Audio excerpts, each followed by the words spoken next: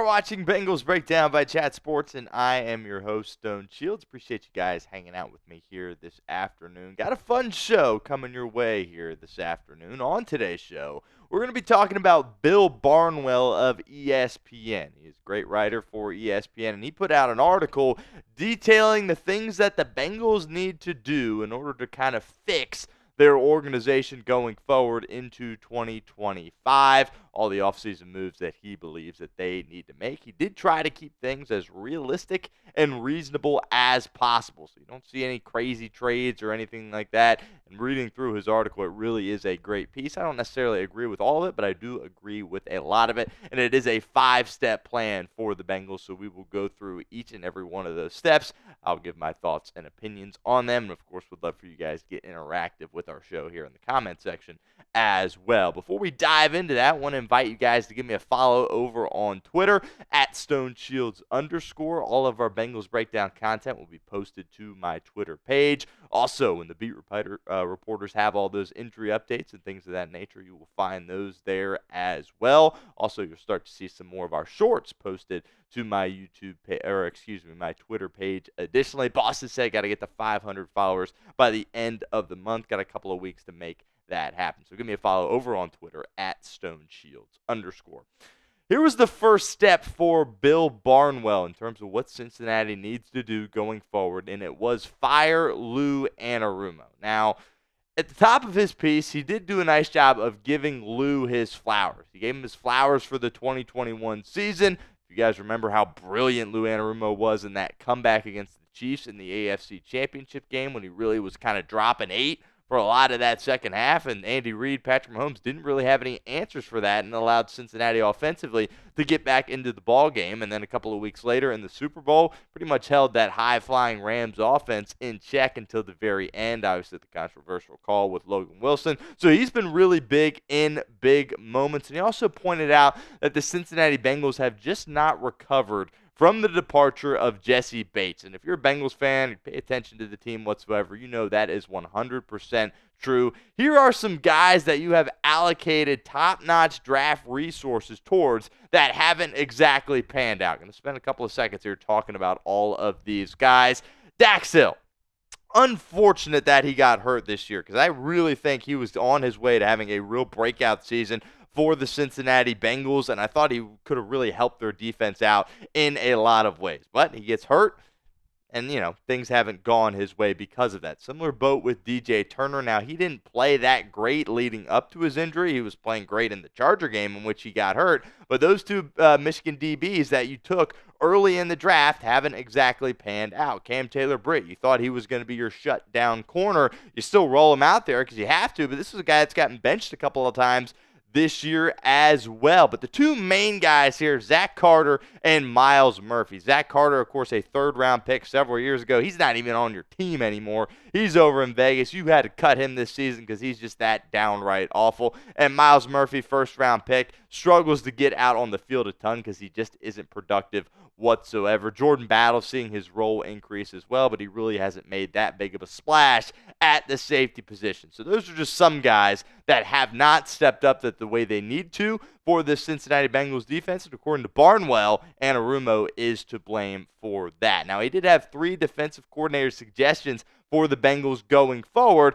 First here is Steve Clinkscale, who is the DB's coach with the Chargers. Now, this is an Ohio guy, was born in Youngstown, and was a coach for the Cincinnati Bearcats for several years. Was even the defensive coordinator for a year in 2015 for the Cincinnati Bearcats.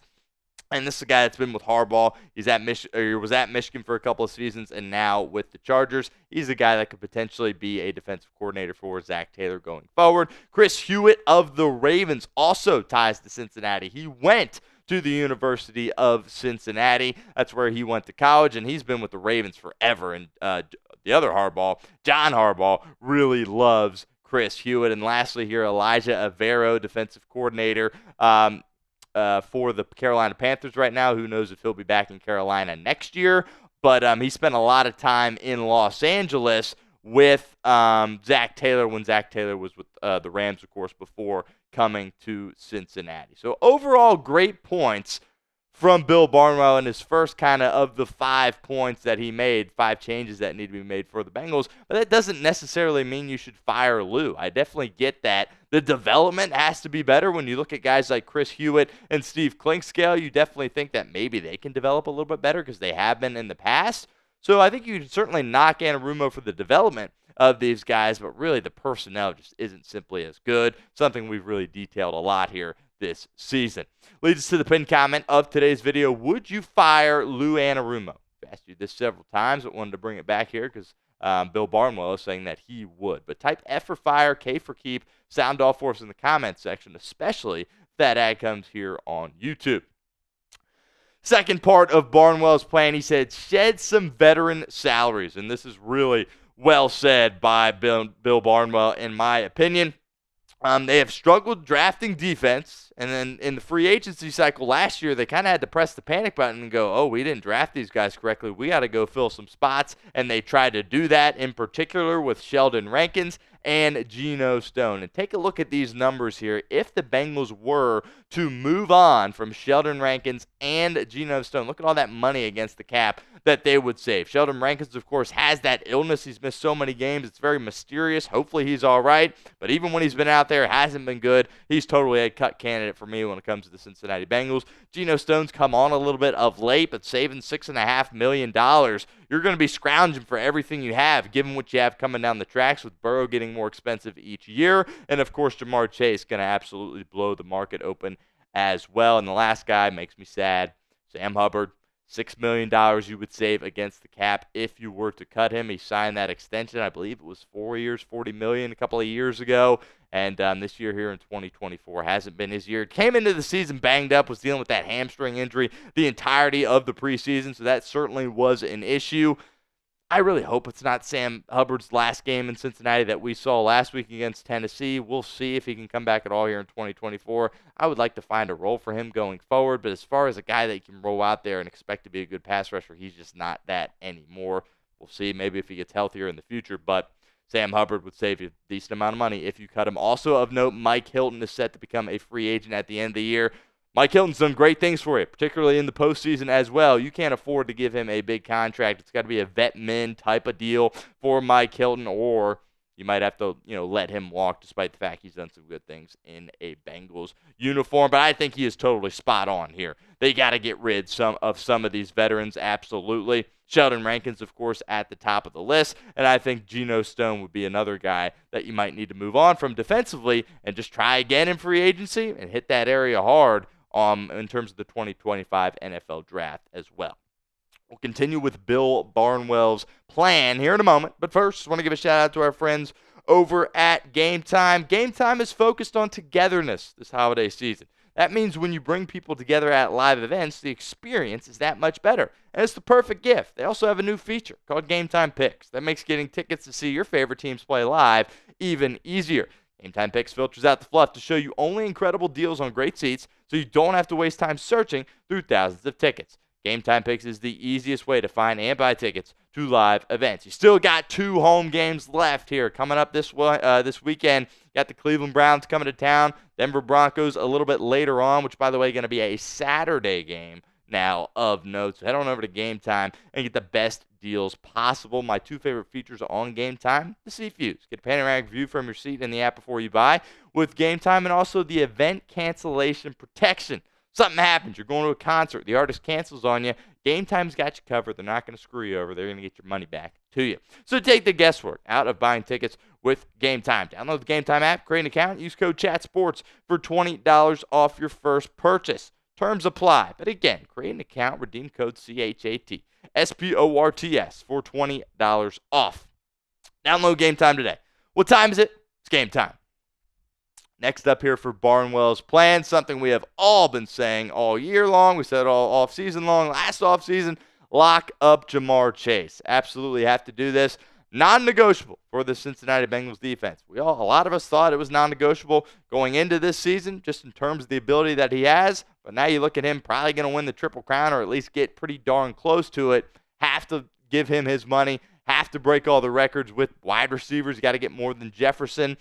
with this Jamar Chase deal. You just absolutely have to do it, and you can't afford to mess this up. Here's what Barnwell had to say about the whole situation. He said, Justin Jefferson's 4-year, $140 million extension will inevitably be the model for Chase's contract, but Cincinnati will have to go higher. As in the case of Parsons in Dallas, Chase will push to become the first non-quarterback to make $40+ million a season on a multi-year contract. I would expect his deal to come in just a little bit short of that figure with an average annual salary of $38 million. The Bengals can structure his contract to have a more reasonable 2025 cap figure, which would help them in the short term. Restructure Burrow's deal to reduce his $46.3 million cap hit in 2025. They'll need the cap space to retain some flexibility for a fourth move. And again, also spot on here with Jamar Chase. Have to get this done. Non-negotiable. There's no two ways around it. And if I'm Jamar Chase, after the season ends, I'm not coming to any Bengals function or talking with anybody until they come to you and say, we are ready to sit down and negotiate this deal. If they still don't have it done, come training camp or whatever, if I'm Jamar Chase, I'm not even showing up because it is ridiculous. They have to find a way to get this done and get it done as soon as possible this offseason. Another opportunity for you guys to get involved with our show here at Bengals Breakdown. What is your confidence level in the Cincinnati Bengals executing this deal properly with Jamar Chase? Sound off for us in the comment section. Scale it for us 1 to 10. Next up here, Barnwell says tag Higgins with the expectation of trading him. Now, look, this whole saga this offseason is going to be absolutely fascinating when it comes to Tee Higgins and what Cincinnati is going to do and what Higgins and his team are going to do. A second tag would cost $26.2 million. So that goes up significantly from the tag that he is playing under this season. That's how it goes. Second tag goes up a good amount, and that's a ton of money. So if Cincinnati's able to, are willing to sign or tag him again and pay him that figure, a lot of people would say, well, why not just come to a contract agreement with him? A second tag would not surprise me if the Cincinnati Bengals opted to do this. Basically, if they placed another tag on Tee Higgins, a non-exclusive tag, another team could come to the table and he could sign an offer sheet, and the Bengals would have an opportunity to match that. And if they did not, they would get 2 first-round picks from another team, right? But Tee Higgins isn't worth 2 first-round picks. So I think that if they tag him, it would eventually be a trade. Because, again, I don't think a team is going to fork up 2 first-round picks for Tee Higgins. But if they tag him again, that would mean they tagged him for a second time. 2025 will definitely be his last year in Cincinnati. There's no doubt.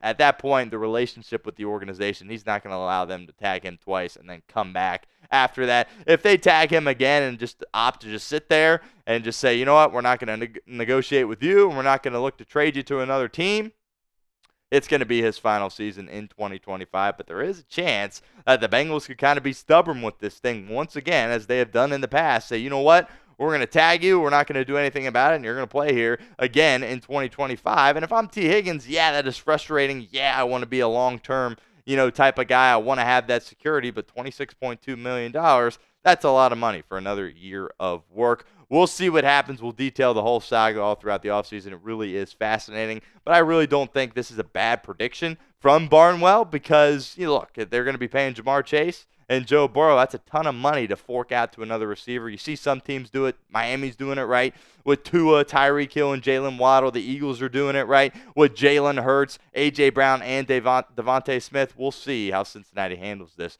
going forward because Tee Higgins certainly is going to be the most sought-after wide receiver this offseason. Lastly, last step of the plan for Bill Barnwell. He says rebuild the pass rush around Trey Hendrickson. This is a no-brainer. Obviously, you got to hit this area of your football team hard this offseason, whether it be through the draft or free agency, or in my opinion, needs to be both. Because Hendrickson is going to be a free agent after the 2025 season. You have to get him a running mate in 2025 if you want to make something happen defensively. When you watch this Bengals team, it is just so painful because ain't nobody getting home on the quarterback other than Trey Hendrickson. And Trey Hendrickson only has like a sack and a half over the past few games, which isn't bad, but it wasn't exactly how he had been playing before that. And you've seen the Bengals defense struggle and struggle and struggle and struggle. So we will see how they opt to address that. Again, it's got to be done, in my opinion, in the draft and, of course, in free agency as well. But that is position of need number one for me, a defensive edge guy paired with Trey Hendrickson. We will be live for Bengals versus Browns here this weekend. Really looking forward to it. Only have a couple more of these left. Hopefully, a miracle happens and the Bengals squeak into the playoffs, but we only got 3 of these left as of now. You don't want to miss out. We've had a ton of fun all year long and plan on having more fun on Sunday as well. So hit that sub button, youtube.com/BengalsTV.